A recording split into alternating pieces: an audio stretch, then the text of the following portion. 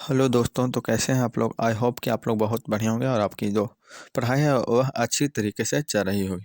तो हम आज इस वीडियो में देखने वाले हैं चैप्टर 6, जो कि है भक्ति सूफी परंपराएं। इसका ऑडियो वर्जन देखें और आप जहाँ भी रहें, चाहे तो खाते रहें, पीते रहें, कहूँ बस में जाते रहें, ट्रेन में जाते रहें, कुछ काम करते रहें, तो आप हर समय इसको सुन सकते हैं और अपनी तैयारी को बेहतर बना सकते हैं।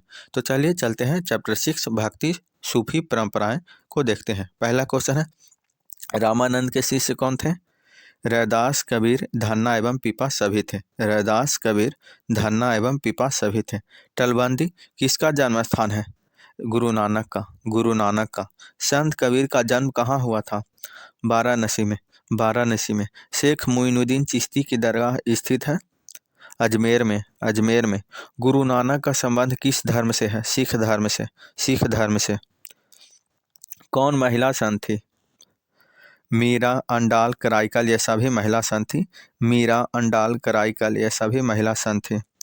तमिल क्षेत्र से संबंधित मणिक वचकार की दो विशेषताएं थी।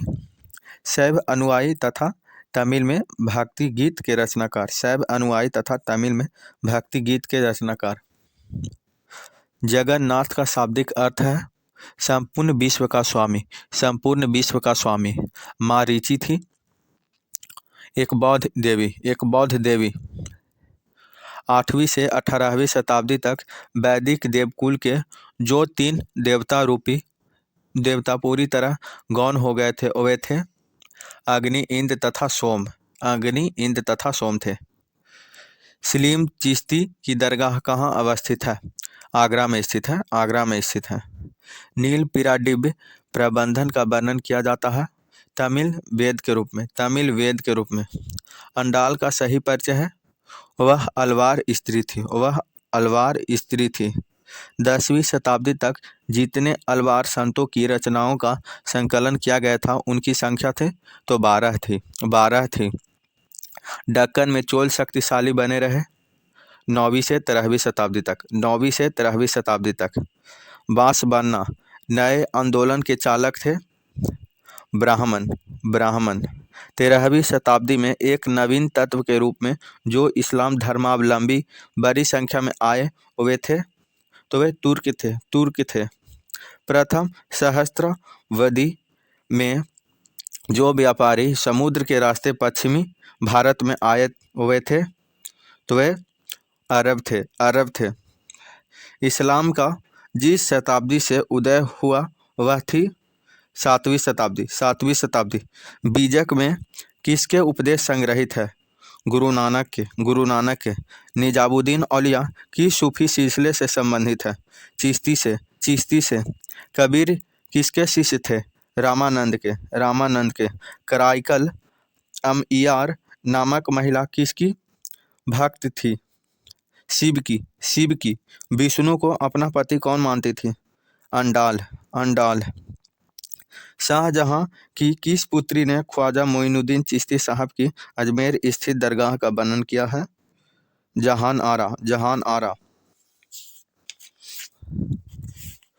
पुष्टि मार्ग का जहाज किसे कहा जाता था। वल्लभाचार्य को। वल्लभाचार्य को। महाराष्ट्र के संत कौन थे तो तुकाराम, रामदास, ज्ञानेश्वर सभी। तुकाराम, रामदास, ज्ञानेश्वर सभी थे।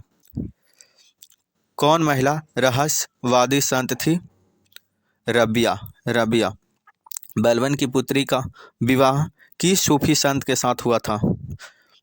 फरीदुद्दीन गंज ए शक्कर। फरीदुद्दीन गंज ए शक्कर के साथ।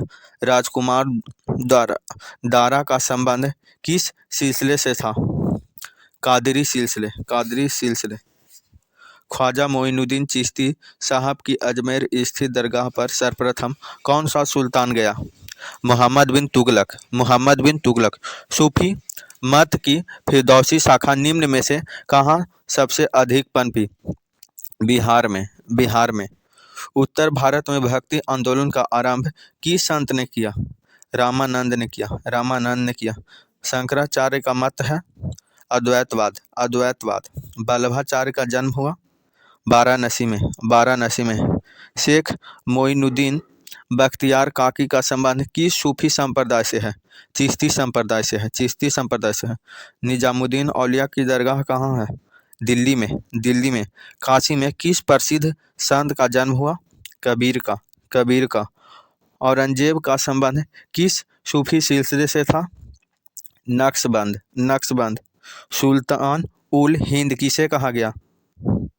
ख्वाजा मोइनुद्दीन चिश्ती को, ख्वाजा मोइनुद्दीन चिश्ती को। बंगाल के प्रसिद्ध संत कौन थे? चैतन्य महाप्रभु, चैतन्य महाप्रभु।